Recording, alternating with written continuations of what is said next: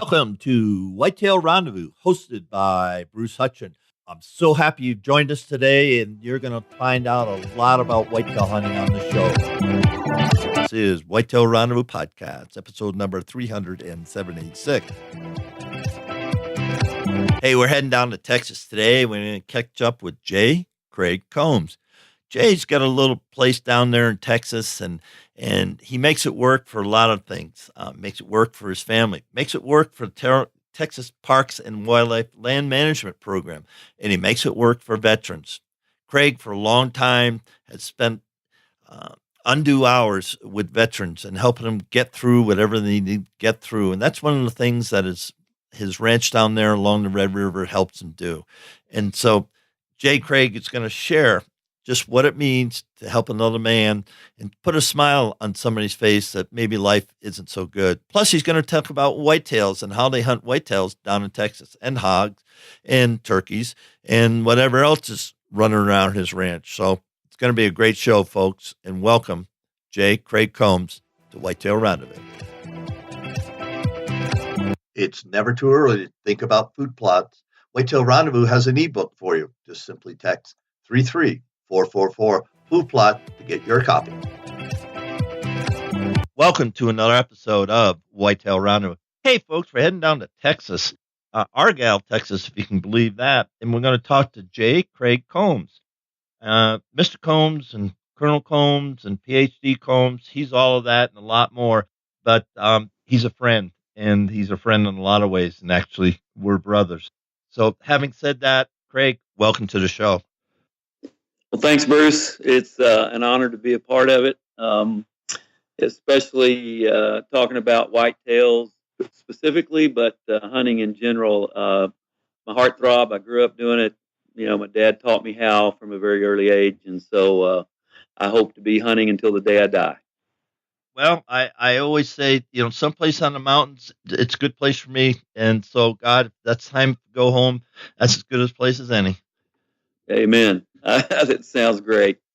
So anyway, let's start this off, and you got to give some people a little bit of your background, because you've kind of been there, done that, and you got the stripes on the sleeve to say that, both on the theology side and the military side. So let's share spend a couple minutes and kind of give some people background, and then we'll talk about deer leases in Texas.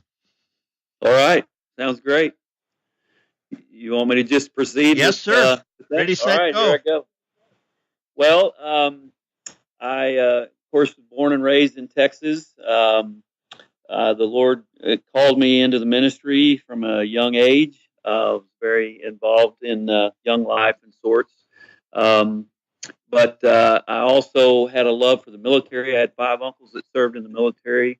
My dad's next oldest brother was killed in the battle for Okinawa in April of 1945. In fact, he was killed on the same ridge, Hacksaw Ridge, Kakasoo Ridge, that Desmond Doss won his Medal of Honor for. And my uncle was there and killed a month before Desmond Doss's unit arrived. But anyway, so I had a love for the military, and after I went on to seminary and then started on my PhD in family education, I had started a family and just couldn't see myself as an absentee father and husband, being gone in the military, but I still had that passion for it. So I ended up joining the National Guard as a chaplain and served 16 years traditional or part-time, as a guardsman. Then I got, I'm a late bloomer and a slow learner. I joined late, almost 34, when I raised my right hand and swore in to uphold the Constitution, and then I got called to combat right after turning to the ripe old age of 50 years old. But anyway, so I did 2 tours in Iraq in my last 9 years in the Guard. I did 26 years total. And I loved being a chaplain, didn't want to quit, but had to retire. And then God gave me an incredible opportunity to work for the Texas Veterans Commission, still serving God and country and veterans, service members and families. And I basically help them find the resources they need for mental health issues particularly post traumatic stress, moral injury, and of course the ongoing fight against suicide. But that's my heartthrob is living and serving God and country for my veterans that I love dearly, and also my family. I'm married, been married well over 40 years now, or just over 40 years. Uh, um, 4 boys, a daughter, 3 daughters-in-law, and 5 grandkids. So that's pretty much it in a nutshell. Thank you for that. And while we're talking, I went to the website, and I'm just going to verify this. Sacrifice, Honor, and Courage Combat Warriors. Is that the group you're involved with, sir? No, Texas Veterans Commission is actually is a state funded Oh, okay. legislation. Now, I'm with the Veterans Mental Health Program underneath the Texas Veterans Commission, and one of the programs under us is the Military Veteran Peer Network, and that's sometimes more readily recognized than the Veteran Mental Health Program because we train peers, veteran peers, to be volunteers to help our veterans with mental health issues and other issues. Okay, and in the bio, Combat Warriors, is that a group that you allow to come to your ranch, or? Oh yeah, yeah. Any combat warriors.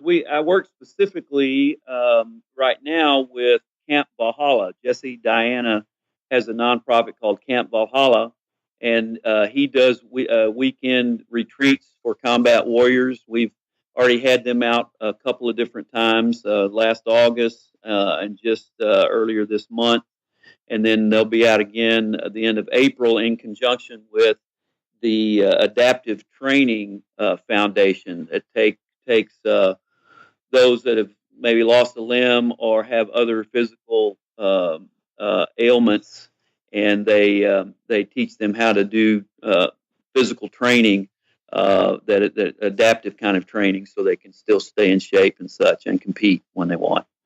Okay, and the reason I'm going down this road because, and correct me if I'm wrong, Craig, 22 veterans of war who served this country are committing suicide every single day. Is that the Roger. correct fact? Yeah, it's somewhere between 20 and 22. 22 was the most popular figure that came out, and then since then it's been revised to 20. But yes, way too many every day are killing themselves as a result of their military service and other issues. Right. And so Camp Valhalla Veterans Retreat, is that the correct place? It's a 501c3? Yes, yes. Jesse Diane is the founder here in Dallas. He's in the same building with 22 Kill, who you mentioned. Those guys promote awareness and intervention into the veteran suicide rate. Also, Honor, Courage, and Commitment, which might have been the one you mentioned, is one of their organizations that helps veterans find entrepreneurial training and jobs. And for what it's worth, very simply, if you get any veterans, if you get any guys that like to talk, like I do, and have a passion for hunting, if they ever need help to launch a podcast, they have my support. I don't know where that's going, and it just dropped in Excellent. from outer space. No, it didn't. You The got Holy it. Spirit, the Holy Spirit just said, "Bruce, open your mouth and say something." So I did. Okay. Well, I'll take you up on that, and I know I have a guy in Boston already that wants to do an adventure type video podcast, but a little bit different what you're doing. But you never know. I'll remember that, Bruce. Thanks. Yeah, and just remember that. And I don't do video. Roger. Just don't do that. But as far as getting somebody, and working with them and being a co-host until they can fly, you know, um, you know, Excellent. there you go. There you go. So, you know, family, faith, hunting. How does that all work? Because I know sometimes my wife looks at me crosswise when July happens and August happens, and then all of a sudden the gear bins start coming out, and I get the calendar out and say, well, and she just goes crossways because we've been married for 46 and a half years, so she knows the signs. I mean, Yeah. Yes. so how do you I balance it all? How do you balance it all? Well, with great finesse and very much difficulty. The difficult factor is very high. Yeah, there's no question. There's some friction there, and it depends on how you handle it. It can be better or worse. One of the things, Bruce, that I have finally figured out and was able to accomplish by God's grace and blessing.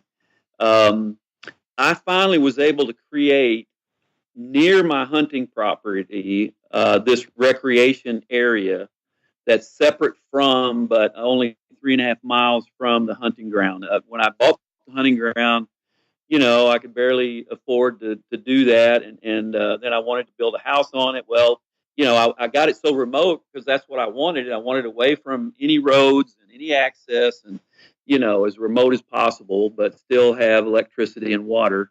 Um, and so it really wasn't a good place to build a house. And I finally figured that out. And I guess, as dumb as I am, the Lord finally directed me that, hey, just 3.5 miles away, there was a great piece of property, a piece of ground on a great creek and pasture area with ponds on it. It already had a barn dominium on it, and with the coaxing of my wife, I built a 2-story house next to it. And I did all that so that all of my family can enjoy the outdoors, whether they like to hunt or not.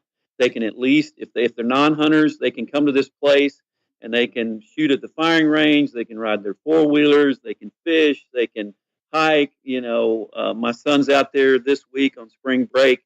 Just put up a zip line and they're going to build a tree house. And so I think that what all of that to say is that you've got to include all of your family. And out of my 5 children, 4 sons and a daughter, 2 of my sons are avid hunters. One is sort of a hunter, part-time hunter, and one just really doesn't like hunting, but he loves the outdoors. He's a skier, snowboarder, hiker. I mean, all of that stuff. Now, my daughter, my wife, that's a whole nother story. I tried early with my daughter; it didn't really take. But now my granddaughter, my oldest granddaughter, absolutely loves to go hunting with her dad and her pops. And so you start young, but you don't force it on them. You let them be who they're going to be. You don't try to make them into the hunter you are, but you try to teach them and ingrain in them the values and appreciation and love for all that. Whether it takes or not, is up to them and between them and God. So I think you just have to be flexible and you have to be willing to say, hey, let them be who they're going to be, but let them know who I am as well. And then, the chips fall where they may. And thanks for that. And we talked about management, and I know you're part of Texas Parks and Wildlife Land Management Program. What does that mean? Because I've never hunted in Texas. I've been to Texas a lot, and Yeah, but I've never hunted there. So what does that mean for somebody who loves to hunt whitetails? right. Well, Texas is known for being, a whitetail state. It's always up there in the top 5, I think, probably somewhere. But it's also a very, 90%, I think, privately owned lands. There are very few public lands, which is frustrating to many, and understandably so. Um, but the Texas Parks and Wildlife has a wildlife management program that they partner with ranch and landowners. Typically, you have to have at least 1,000 acres to be a part of the land management program, but they assign a biologist to you, a wildlife biologist, and they basically come to your property and inspect it and ask you, your hopes and dreams and desires for the place and whether you're willing to go along with their stipulations. And then if you are, you sign an agreement. And basically, there's like three stages. It typically happens over 3 years and then beyond. Um, Level one, you basically go to their or follow their management principles, which is try to develop food sources, try to protect the habitat. You do deer surveys before the season, both by trail cameras with piles of corn or feed over a 2 week period, by site surveys. If if you're able to, night spotlighting and aerial, but we typically don't aren't able to do that. So you do a deer survey and come up with the buck to doe ratio, and then based on that analysis, the biologist gives you the a harvest quota for that season. And so we've had anywhere from 3 bucks and 4 does for the season as a harvest quota. To one season, we had a high number of does. We had like 14 does and 5 bucks as a quota. And mind you, we don't have 1,000 acres. We only have 500 acres of hunting ground, but we're right on the Red River, and so we have a mile river frontage, no fencing, and we're in bottomlands with a creek that runs all the way across our property as well. So east and west fences are almost non-existent. So, and we have access to 100 to 200 other acres adjacent to it. So they kind of made an exception for us. But anyway, that's what they do. We do a survey to give us the harvest quota, and then progressively, as we put in food plots and do these particular expectations, then by the third year they extend our season. So instead of a October bow season and November December rifle season, we can hunt from the first weekend in October through the last weekend in February, and that's so that we can most effectively and assuredly meet our harvest quota and meet the standards that they come up with. That's a mouthful. Yes, it is. Okay, to the listeners, I got listeners all over North America. So down in Texas, one thing I heard, you got to have 1,000 acres, but there's some wiggle room there. To Yes, do they assign a biologist and a land manager from the state parks and wildlife to work with you? Is that what they yeah, do? yes. They assign a wildlife biologist. Now he's very busy. They have regions, and we've seen our biologist a couple of times since we started this in 2007. But we are in frequent contact with him by phone or by email mostly. And I mean, when you take care of business and you do turn in reports and surveys and things like they ask, they really pretty much leave you alone, and it's a really a good fit for us because we have family that can enjoy this place and have bought into the management concept, and not shooting a buck until he's aged at least 4.5, if not 5.5 or more. And it's been very instructive and very good for our family to learn the management process. You talk about management and we have QGMA and I love the guys down there, Kip Adams and Thomas Lindsay and the other my other friends down there. And listeners, no matter where you are, uh, take advantage of what your state DNR, Department of Wildlife, Parks and Wildlife, whatever they call your area, call them up and get involved because and Absolutely. I've said this before on the show, and I'm going to keep saying it. If you're not involved in the management of your elk, your deer, your crickets, your your quail, it doesn't matter. Whatever you love, get involved, and don't be one of those person that buys your license and says, "Well, they should do this and should do that." You should do this, and you should do that, Absolutely. and you'd be surprised that how soon you can get a seat at the table. I raised my hand in Colorado 10 years ago, and I went through a couple of chairs, and I had a seat at the table with the commissioners. Yep. Not because I'm smart, not because I have a whole heck of a lot of money, because I'm neither of those, but I gave a rip. I cared, and they knew I cared, and I wanted to make a difference. And so just call the guy up. Call the local warden, the local game manager, whatever they call them in your state, and say, hey, let's have a cup of coffee, because I want to talk about a couple of things, and go talk to Absolutely. them. And Yeah. you'd be surprised. You'd be flat surprised of the impact that you can have because few people do it.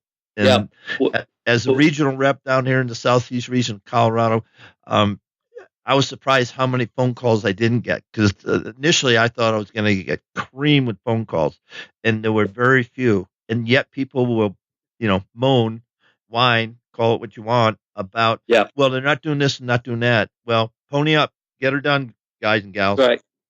Well, and you have to be educated, informed, and involved because, as you know, our sport and our lifestyle is under attack. And if we're not educated, informed, and involved, it can very easily be chipped away at, and it would be a sad day. We lost it.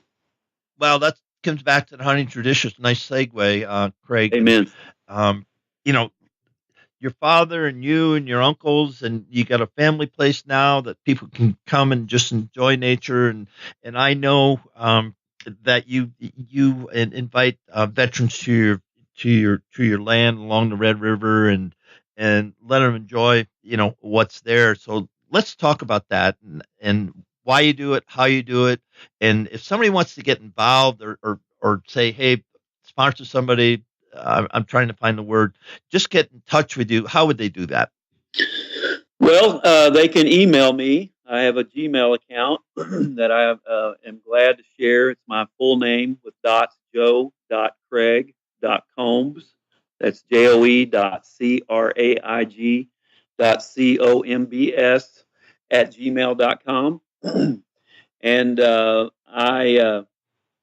I work with veterans of all kinds, and we specifically have teamed up with Camp Valhalla because it's made it so easy. The first three years in a row that I did it before I deployed to Iraq my second time, my family and I just did it, and we hosted the whole thing by ourselves and footed the bill and all of that, and so it was very taxing. But partnering with a 501c3 like Camp Valhalla here in the Dallas Fort Worth area, they have all the funding, and they all we do is provide the place and the guidelines, what they can and can't do, and some supervision. And man, they pony up and bring their guys and their help, and they put a show on. Man, they bring their weapons. They have a Class 3 licensed guy that comes out with fully auto weapons and suppressors and sniper rifles, and then they also brought a guy out, a hog hunter that had um, thermal scopes on his ARs, and they were able to take some hogs at night with their thermal scopes. But anyway, that's the best way is to get, and in any state they've got these 501c3s that are helping veterans. Heroes on the Water is one. I don't know. I can't start to name all of them, but they're all over the U.S. And they can Google veterans outdoor retreats or veterans outdoors or whatever and find one in their local area. I bet. Let's talk about when somebody comes to the land, Camp Valhalla brings people down, and guys are having fun when you're sitting around the campfire or the kitchen table, the big kitchen table. And what difference does just you opening up the gate and letting those guys in? What difference do you see in their eyes uh, I'm when telling they're you, there? Bruce. I'm telling you, Bruce.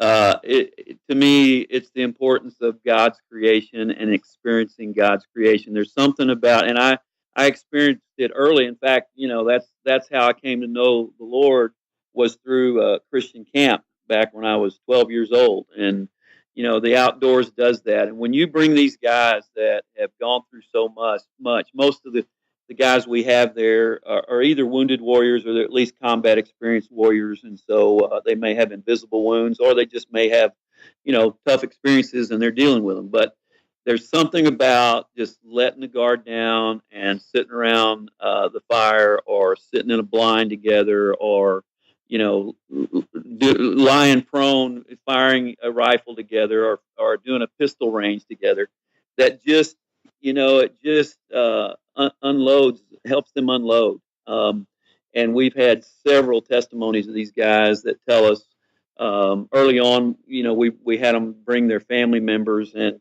one guy came with his daughter, and they had been estranged, and very aloof when they came, and by the time they left, she was sitting there almost in his lap, and he hugged me when he left, and he said, "Craig, I can never thank you enough for what this did for us." And the last one, guy from Boston, came down, was struggling with family issues and faith issues, and when he left, he said, "Man, I've got to get back home and get things together." And we've been Facebook friends ever since, and it's just had an incredible impact. So, I mean, there's just something about all of that that brings the importance of or what is important in life, which is understanding who we are and who we are in light of God, and what He has for us and how much He loves us. Well said. And I had the situation to walk a few miles with a couple of guys, and one guy did well, and the other guy didn't do so well. But when you think of that, and yeah, I'm a little emotional about this because it's really simple. You just extend a hand, and you make a difference. Take the guy to the coffee shop. Take the gal to the coffee shop. Say, hey, let's meet at the park. Can I buy a hamburger? Roger. It's no big deal, folks. And if every day, here's a challenge. Every day, just say to one person in uniform, "Thank you for your service," but find that veteran. They're easy to find because Yep. they won't look you in the eye. Their head's down. They've got the crap beat out of them by life, and they're just looking for a friend. And so many people walk by them, and I'm guilty because I'm thinking I'm going, but just take one person, at least smile at them Yep. and say good day. It'll make a difference, and you don't know what's spinning in that person's mind. You just flat don't. I know this Yep. is way off whitetail, but this is as I always say, it's real people in real places, and this is the way the show's going. And it's our responsibility, you and mine, everybody listen to this show. Just make a difference, just once a day, Yep. and the the change, if everybody did that who listened to the show and then got one of their buddies to do it, it would make a huge difference in thousands of men and women life. Amen. Amen. Thanks for that, Bruce. Yeah. All right. Let's get back to whitetail hunting. Since I've never hunted deer in Texas, all I heard is you sit in a box blind and the feeder goes off, and the hogs and the turkeys come in, and then once in a while a buck will come in and you shoot the buck, or you shoot the management buck, the coal buck, and shoot some does. And welcome to hunting in Texas. No, tell me I'm wrong. Come on, man. Well, you're not completely wrong. It depends on what ranch you're on, or what public hunting ground you're on, or whatever.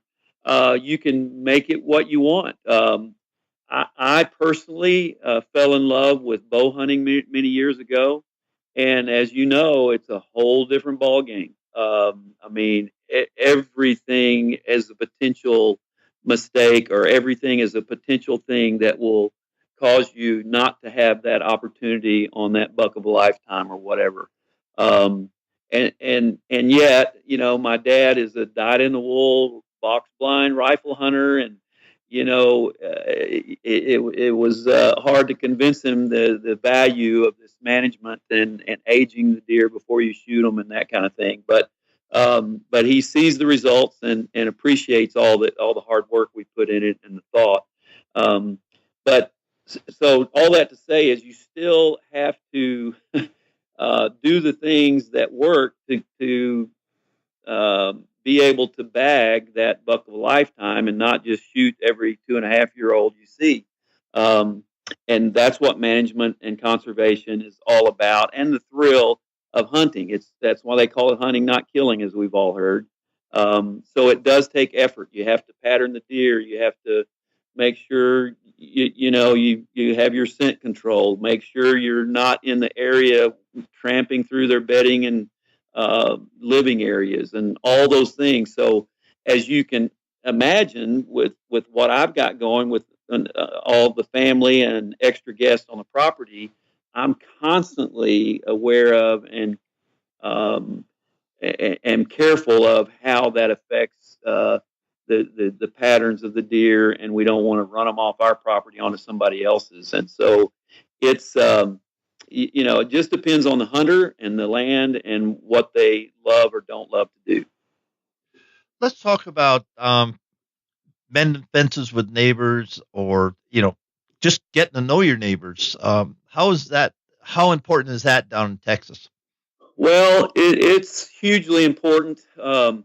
It was it was even more important in Oklahoma. My first deer property I bought was in southeastern Oklahoma because at the time I couldn't afford the prices of land in Texas, and so I thought that was a bright idea. But to be an absentee landowner out of state in the next state over, in which they don't respect property boundaries or rights, I learned a hard lesson. But even there, it's extremely important to be a good neighbor and to get to know your neighbors, because they can make or break, the success of your property.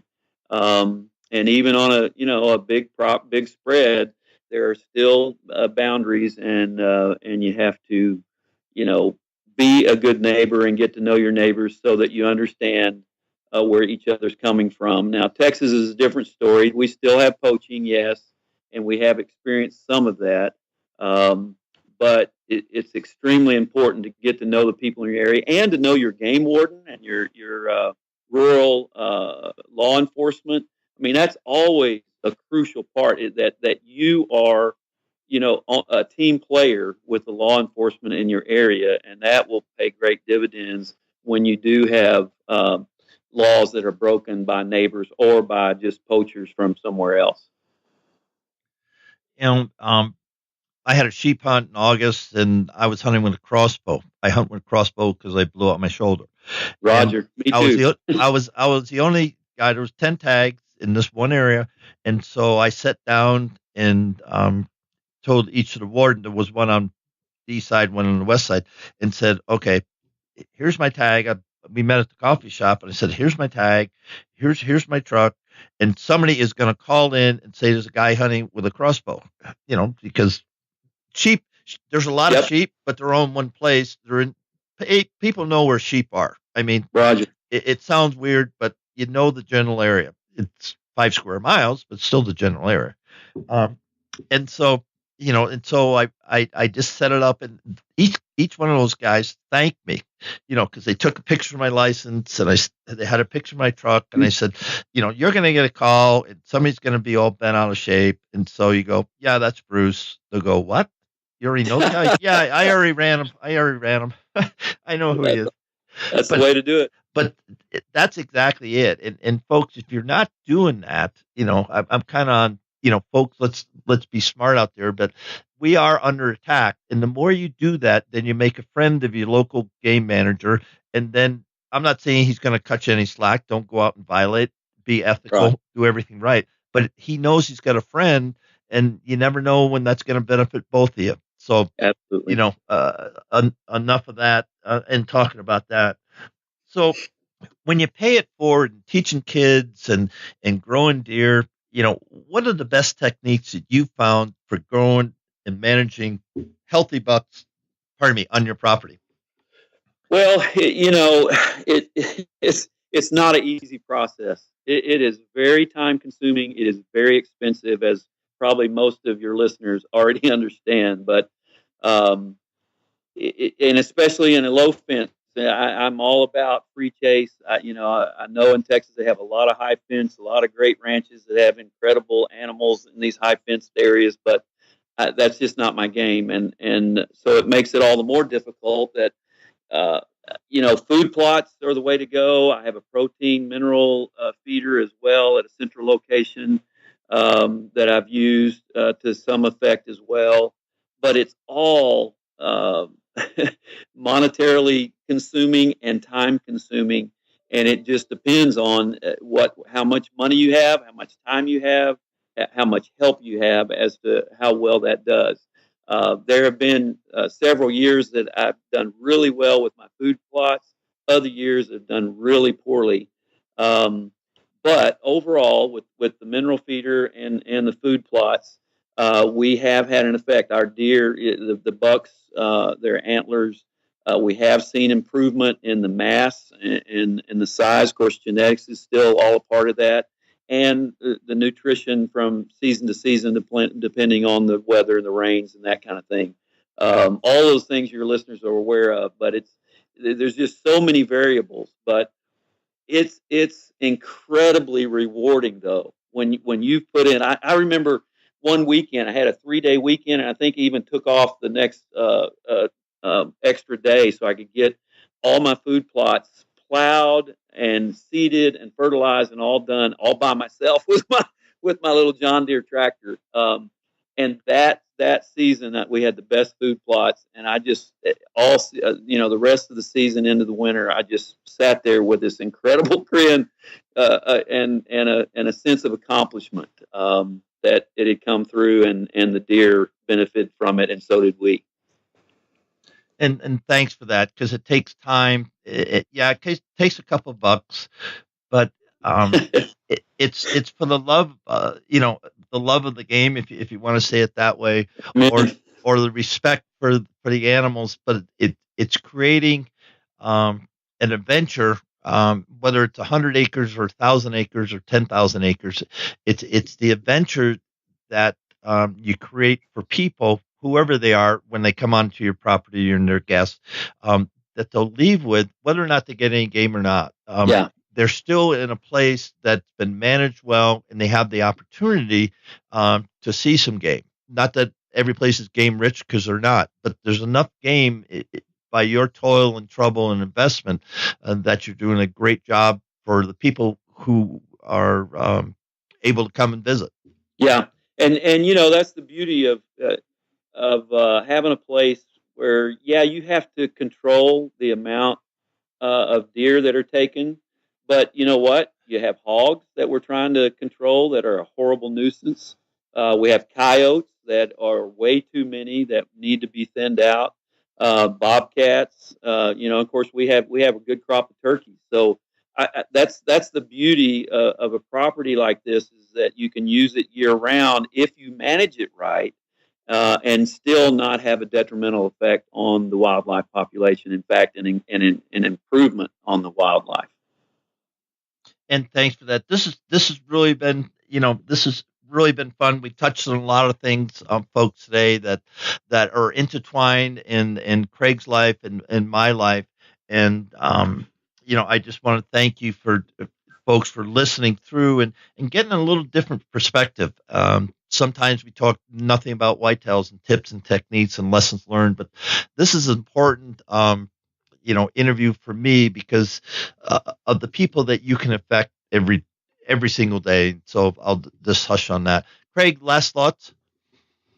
Well, thank you, Bruce, for what you do. I really do appreciate someone out there that's still getting after it, late in life, to share their passion with others, because it's an important part of life to enjoy God's creation and to share that with the people we love in our lives, and to constantly be learning and improving, and not only improving ourselves personally, but being able to improve the habitat and the sport around us, so that we can share that with so many others. And so I really thank you, and I thank your listeners for being a part of this great experience we call hunting and outdoors.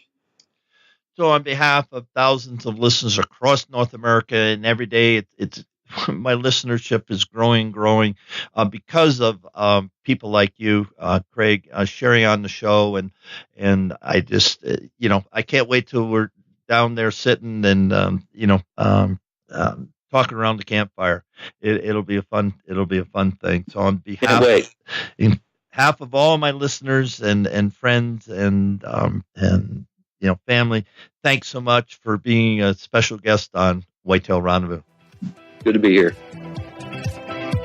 Stay tuned for the next episode of Whitetail Rendezvous. We're heading out to Massachusetts, and we're going to change it up a little bit with Dan Wolf. What is Dan Wolf? He's a suburban DIY buck hunter. And the stories he's going to tell are off the charts. Plus, he's the creator of Tickies. What is Tickies? Well, there's a huge problem with ticks out east, and he's got a solution for it. Stay tuned. It's going to be a fun show. Thanks for joining us. Be sure to tune in tomorrow for another episode of Whitetail Rendezvous, where you can listen and learn from the experts so you can be more successful on your next hunt. Until next time, listen, learn, and succeed.